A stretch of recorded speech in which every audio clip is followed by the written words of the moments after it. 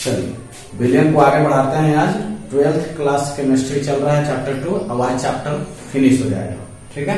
तो आज का एक्सरसाइज का टाइटल रहेगा 2.7 असामान्य मोलर द्रव्यमान, एबनॉर्मल मोलिकुलर वेट। लेकिन इसको पढ़ने से पहले जो है परासरण दाब से अनुभार का निर्धारण पहले हम लोग कर लेते हैं। पिछले क्लास में परासरण दाब को हम लोग बहुत अच्छा से समझे थे। आज परासरण दाब से अनुभार निकालने के लिए सीखते हैं, क्योंकि अंकित प्रश्न आपको करने हैं तो वहां पर आपको ये निकालने के लिए रहेगा। कुछ वैल्यू दिया हुआ है, इस वैल्यू को बाद में बता देंगे। अभी चलिए देखिए ध्यान से, परासरण दाब से अनुभार कैसे आप निकालिएगा। सबसे पहले इस टाइटल को देखेंगे और उसके बाद फिर इस टाइटल को पढ़ेंगे, ठीक है। तो चलिए स्टार्ट करते हैं। तो पिछले क्लास में हमने देखा कि परासरण दाब जो है वो विलयन की सांद्रता का क्या होता है, समानुपाती होता है। पिछले क्लास में हमने देखा था, इसको समीकरण लिख लिया था। और उसके बाद ये बताया था कि परासरण दाब जो है वो ताप के क्या होता है, समानुपाती होता है। ताप के समानुपाती होता है, यह समीकरण 2 लिया था। और इस समीकरण जो है वांट हॉफ का समीकरण होता है, वांट हॉफ का समीकरण है, ठीक है, समीकरण, ठीक है। उन्होंने बताया था कि जो परासरण दाब होता है वो ताप के क्या होता है, ताप का समानुपाती होता है। तो अगर इन दोनों इक्वेशन को कंबाइन कर रहे थे तो पाई प्रोपोर्शनल यहाँ सीटी निकल रहा था, और इस प्रोपोर्शनल को हटा रहे थे तो यहाँ पर आर आ जा रहा था, आर सी टी। और इसको हमने ऐसे भी लिखा था सी आर टी। तो ये निकल कर आया था पाई। आज हम इसी समीकरण का आधार मानकर आगे निकालते हैं इसका मॉलिक्यूलर वेट। तो ये सी क्या है, एक विलयन की सांद्रता है, ध्यान दीजिएगा। ये है आपका विलयन की सांद्रता, विलयन की सांद्रता। सी क्या है, विलयन की सांद्रता। अब विलयन की सांद्रता कैसे निकालते हैं, ठीक है। तो विलयन की सांद्रता निकालते हैं विलय के मोल बटा आयतन, याद रखिएगा। विलय के मोल बटा आयतन। तो यहां से हमारा क्या निकल जाएगा, सांद्रता निकल जाएगा। तो हम धीरे धीरे सीखिए, कोई हड़बड़ाहट की जरूरत नहीं है। आज आपका चैप्टर समाप्त हो जाएगा। अब देखिए यहाँ पर विलय के मोल बटा आयतन। तो विलय का मोल क्या होगा, NB, और आयतन क्या हो गया। तो इसका मतलब कि C बराबर ये टर्म लिखा जा सकता है। देखिए विलय के मोल बटा आयतन, NB बटा V। अब इस C का वैल्यू यहाँ पर रख देंगे। देखिए पाई C का वैल्यू कितना है, NB बटा V और RT। अब यहां से एक नया फॉर्मेट हमारा बन के तैयार हो गया। अब क्या करना है कि आप नंबर ऑफ मोल तो जानते हैं ना, मोलों की संख्या कैसे निकाला जाता है। किसी पदार्थ के मोलों की संख्या कैसे निकालेंगे आप, पदार्थ का भार बटे पदार्थ का अनुभार। मैं बार बार बता रहा हूं कि मोलों की संख्या बराबर होता है, मोलों की संख्या बराबर होता है पदार्थ का भार बटा पदार्थ का अनुभार, ठीक है। पदार्थ का भार बटे पदार्थ का अनुभार। तो पदार्थ का देखिए, अगर यहाँ मोलों की संख्या निकालेंगे आप, NB का अगर वैल्यू निकालिएगा तो पदार्थ का भार मतलब WB और पदार्थ का अनुभार मतलब, ठीक है। अब यहाँ पर मोलों की संख्या को यहाँ पर रखेंगे, ठीक है। देखिए अगर इक्वेशन मानना चाहते हैं तो इक्वेशन भी मान सकते हैं, नहीं तो आप डायरेक्ट भी बना सकते हैं। देखिए अब NB का मान यहाँ पर रख देंगे तो पाई इक्वल टू हो जाएगा NB। देखिए ध्यान से, अगर क्रॉस मल्टीप्लाई करके एक और समीकरण यहाँ पर बना है, पाई भी बराबर क्या हो जाएगा, NB/RT, और यहाँ पर पाई भी इक्वल टू NB। देखिए तो NB का वैल्यू कितना हो जाएगा, WB बटा MB। अब इसको चिल्ला कर नहीं बता रहा है, बहुत इजी, आप समझ लीजिए, ठीक है। अब यहाँ पर देखिए NB का मान रख दिए और यहाँ पर क्या हो गया, RT, ठीक है। अब हमको क्या निकालना है, हमको निकालना है परासरण दाब से अनुभार निकालना है ना। तो अनुभार को अलग करेंगे तो ये अनुभार हो गया, तो MB को अलग कर देंगे तो ये नीचे आ जाएगा WB बटा पाई भी और यहाँ RT। तो ये हमारा फॉर्मूला निकल कर आ गया, ठीक है। एक बार फिर से समझ लीजिए, पाई प्रोपोर्शनल सी, जो प्रसरण दाब होता है किसी विलयन का, उसके सांद्रता उसके मोललता पर निर्भर करता है। पाई प्रोपोर्शनल टी वान ट्रॉप का समीकरण है। दोनों समीकरण को मिलाते हैं तो पाई प्रोपोर्शनल सी टी आता है। उसके बाद प्रोपोर्शनल को हटाते हैं तो आर आता है, आर सी टी, और इसी आर सी टी को हम ऐसे भी लिख सकते हैं सी आर टी। और जहां सी है विलयन की सांद्रता, तो विलयन की सांद्रता कैसे निकलता है, तो विलय के मोल बटा विलय का आयतन, तो एनबी बटा वी। ये एनबी बटा वी को हमने सी के जगह पर रख दिया आर टी। अब हम जानते हैं कि मोलों की संख्या बराबर होता है पदार्थ का भार बटे पदार्थ का अनुभार, तो डब्ल्यू बी विलय हो गया, विलय का भार बटे विलय का अनुभार। तो अब यहाँ पर एनबी के जगह हम डब्ल्यू बी बटा एनबी रख दिए, आर टी उतार दिए। चूंकि हमको निकालना था एमबी, तो एमबी को अलग कर दिए, डब्ल्यू बी बटा पाई बी आर टी। अब क्या क्या है देखिए, ये विलय का अनुभार है, विलय का भार है, ये परासरण दाब है, ये आयतन है, अभी गैस नियतांक है और ये तापमान है। अब हम बात करते हैं इस आर का वैल्यू हम कितना लेंगे, ठीक है। तो आर का वैल्यू जब तक अगर ये सब कंडीशन आपके पास नहीं हो तो आपको आर का वैल्यू लेना है 0.0821 लीटर एटीएम प्रति मोल प्रति केल्विन। एक बार फिर से समझिए, आर बराबर 0.0821 लीटर एटीएम प्रति मोल प्रति केल्विन। इस वैल्यू को बार में अगर आपको कहेगा लिखने के लिए तो बार में कितना देंगे, 0.083 लीटर बार प्रति मोल प्रति केल्विन। इसी को अगर पास्कल में कहे तो 8.314 गुना 10⁻³ पास्कल लीटर प्रति मोल प्रति केल्विन। इसी को जूल में कहे लिखने के लिए तो 8.314 जूल प्रति मोल प्रति केल्विन। अब 1 एटीएम बराबर सबको पता है 10⁻⁵ पास्कल या 1.01325 बार होता है। तो ये वैल्यू आपको याद रखना है न्यूमेरिकल को बनाने के लिए। अब हम लोग सीखते हैं असामान्य मोलर द्रव्यमान। देखते हैं कि ये जो मोलर द्रव्यमान आपने निकाला, तो कभी कभी ऐसा होता है कि मोलर द्रव्यमान गलत निकल कर आ जाता है, ठीक है, गलत निकल जाता है। तो उस स्थिति में मतलब असामान्य हो जाता है, ठीक है, गलत निकल जाता है। तो किन पदार्थों के लिए ऐसा होता है, तो विद्युत अपघट्य के लिए होता है, विद्युत अपघट्य। अब विद्युत अपघट्य अगला लेसन में आपको मिलेगा, लेकिन मैं यहाँ पर बता दूं कि विद्युत अपघट्य वे पदार्थ होते हैं जो जलीय विलयन में पूर्णतः आयन में कन्वर्ट हो जाते हैं, विद्युत अपघट्य पदार्थ कहलाते हैं। अभी हम लोग इसका मतलब इसको अभी मिटाएंगे और उसके बाद आज हम आपको 2.7 समाप्त कर देते हैं, चैप्टर फिनिश हो जाएगा।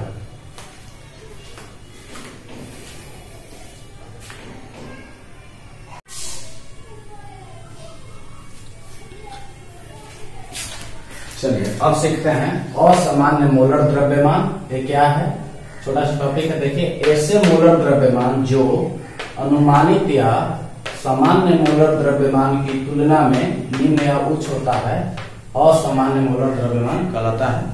और ये विद्युत अपघट्य पदार्थों के लिए कभी कभी ऐसा देखा गया है कि मोलर द्रव्यमान जो है वो ठीक नहीं निकल पाता है जितना आप अनुमानित करते हैं। तो उस स्थिति में उस प्रकार के मोलर द्रव्यमान को हम लोग असामान्य मोलर द्रव्यमान कहते हैं।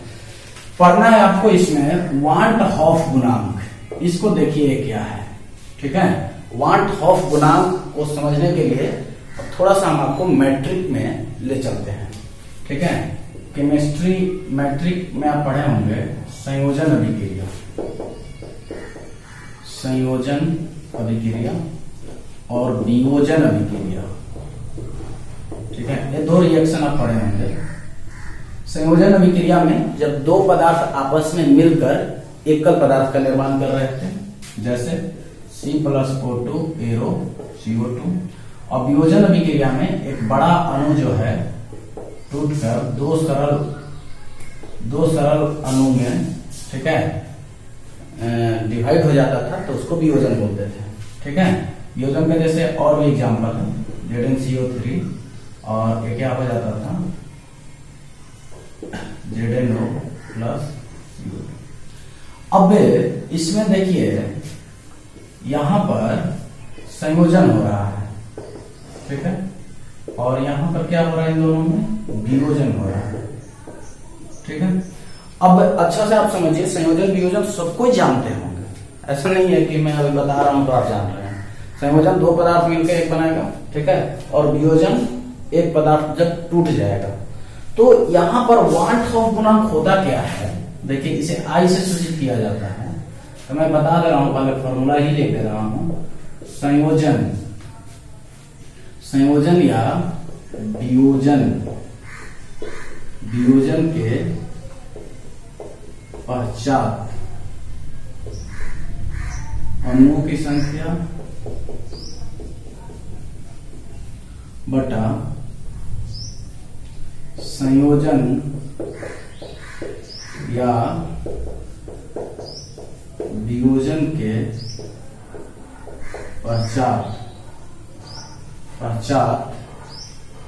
पश्चात नहीं, यहां होगा पूर्व अणुओं की संख्या, ठीक है।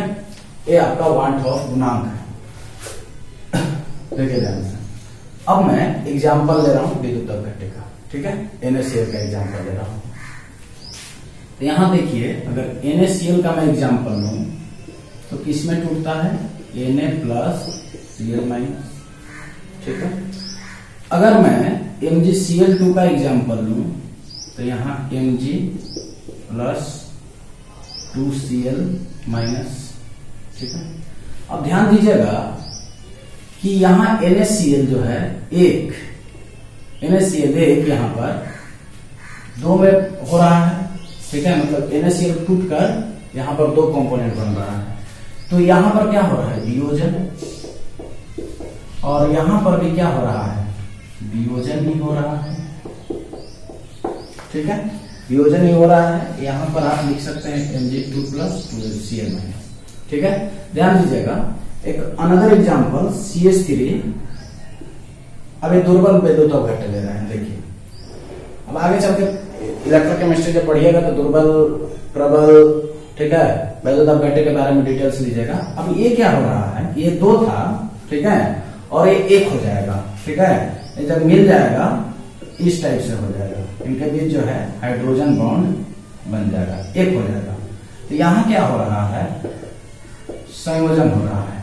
तो अब ध्यान दीजिएगा कि यहां पर NaCl टूट रहा है Na और Cl- में, और MgCl2 टूट रहा है Mg2Cl- में, ठीक है। अब यहां पर एक अणु है, ठीक है, और यहां पर भी एक अणु, यहां पर एक अणु और यहां पर 2 अणु है, ठीक है, और यहां पर है एक अणु, ठीक है। अब ध्यान दीजिए, अब इसमें अगर हमको निकालना होगा वांट ऑफ गुणांक तो कैसे निकालेंगे, ठीक है। अब देखिए ध्यान से, अब इसमें आई कैसे निकलेगा, तो संयोजन या वियोजन के पश्चात अणुओं की संख्या, देखिए संयोजन और वियोजन के पश्चात अणुओं की संख्या 1 और 1 2 बटा, ठीक है। उसके बाद देखिए यहां पर ध्यान से देखिएगा, अब पहले कह रहा है कि संयोजन या वियोजन के पूर्व अणुओं की संख्या कितनी थी, अणुओं की संख्या 1 थी, ठीक है, तो निकल गया 2, ठीक है, फैक्टर आ जा रहा है। उसके बाद कह रहा है MgCl2, ठीक है, तो MgCl2 Mg और 2Cl- में टूट रहा है, वियोजन है। तो कह रहा है कि संयोजन या वियोजन के पश्चात अणुओं की संख्या, संयोजन हो रहा है, वियोजन हो रहा है, उसके पश्चात अणुओं की संख्या देखिए 3 है, तो 3, और पूर्व कितनी थी, पूर्व 1, तो कितना निकल कर आ गया 3। अब उसके बाद देखिए संयोजन या वियोजन के बाद कितना हो रहा है इस समीकरण में 1, और पहले कितना 2, 0.5। इस प्रकार से हमारा वांट ऑफ गुणांक को निकाला जाता है। अब ध्यान दीजिए, अनुसंख्यक गुणधर्म क्या था, अनुसंख्यक गुणधर्म था कि वे गुण जो विलय के मोलों की संख्या पर डिपेंड करता हो, उसके प्रकृति पर नहीं, तो वैसे गुण को क्या बोलते थे, अनुसंख्यक गुण। तो अनुसंख्यक गुण के अंतर्गत हमने क्या क्या देखा, ठीक है। एक बार मैं आपको याद करा दूं कि x2 बराबर देखे थे P1 माइनस P, और यहां पर P1, ठीक है, मैं मिला लिया एक बार। उसके बाद हमने देखा डेल्टा TB बराबर KBM, उसके बाद हमने देखा डेल्टा TF बराबर KFM, और उसके बाद हमने देखा पाई बराबर CRT। ठीक है, अब देखिए कोफिशिएंट तो बहुत आसानी से आप निकाल ले रहे हैं। कोफिशिएंट में आप क्या देख रहे हैं कि जब एक टूट रहा है, वियोजन हो रहा है, ठीक है, तो बता दे रहा है, ठीक है, कि 2 अणु बना यहाँ पर वियोजन के फलस्वरूप। एक बता दे रहा है कि 3 बना, ये भी बता दे रहा है कि 0.5 बना। मतलब ए वांट ऑफ गुणांक बता दे रहा है हमें, ठीक है, कि संयोजन और वियोजन के पश्चात अणुओं की संख्या डिवाइडेड बाय संयोजन या वियोजन के पूर्व अणुओं की संख्या। अब अनुसंख्यक गुणधर्म में है, ठीक है, ये क्या था बोलिए, अपेक्षिक वाष्प दाब का अवनमन, डायरेक्ट लिख देते हैं वाष्प दाब का अवनमन। और ये क्या था आपका, क्वथनांक का उन्नयन। ये क्या था, हिमांक का अवनमन। और ये क्या था, परासरण दर। अब ध्यान दीजिए, सभी में ये आई फैक्टर बता दे रहा है, ठीक है, और यहां पर भी है कि विलय के अणुओं की संख्या पर डिपेंड करता है क्या, अनुसंख्यक गुणधर्म। ये सब क्या है, अनुसंख्यक गुणधर्म है, अनुसंख्यक गुणधर्म। ठीक है, तो क्यों ना सब में आयोटा से मल्टीप्लाई कर दिया जाए। चलिए अब देखिए ध्यान से, ये आपका वाष्प दाब का अवनमन, क्वथनांक का उन्नयन, हिमांक का अवनमन और परासरण दाब, ये सभी क्या है, अनुसंख्यक गुणधर्म है, अनुसंख्यक गुणधर्म। अब ध्यान दीजिएगा, अब ये वांट ऑफ गुणांक क्या बता रहा है कि संयोजन और वियोजन के पश्चात अणुओं की संख्या, ठीक है, अणुओं की संख्या कितनी थी और पूर्व अणुओं की संख्या कितनी थी, ठीक है, दोनों का ये रेशियो बता रहा है। और अनुसंख्यक गुण क्या होता है, जो विलय के अणुओं की संख्या पर डिपेंड करता हो, उसके प्रकृति पर डिपेंड नहीं करता हो।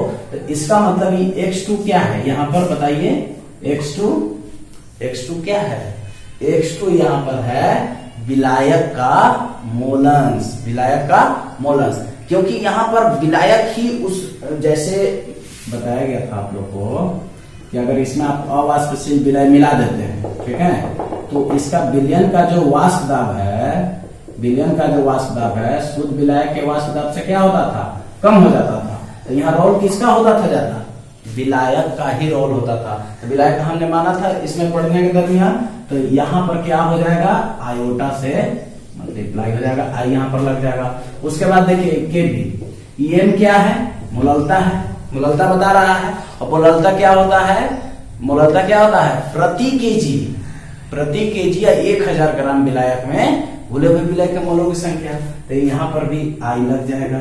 उसके बाद देखिए एम, यहाँ पर भी मोललता है सेम, यहाँ पर भी आई लग जाएगा। ये विलयन की सांद्रता है, ठीक है, तो विलयन की सांद्रता मैं बता रहा हूँ, विलयन की मोललता ही है, तो यहाँ पर भी आई लग जाएगा।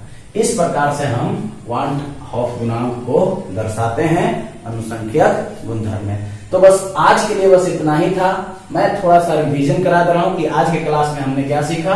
तो आज के क्लास में सीखा परासरण दाब से अनुभार का निर्धारण, और उसके बाद हमने देखा असामान्य मोलर द्रव्यमान, एबनॉर्मल मोलिकुलर वेट, ऐसे मोलर द्रव्यमान जो अनुमानित या सामान्य मोलर द्रव्यमान की तुलना में निम्न या उच्च आता है या उच्च होता है, असामान्य मोलर द्रव्यमान कहलाता है। उसके बाद हमने देखा वांट ऑफ गुणांक, जिसमें संयोजन और वियोजन का कंसेप्ट था। तो चैप्टर फिनिश हो गया। अब हम लोग इसके अंकित प्रश्नों को हल करेंगे।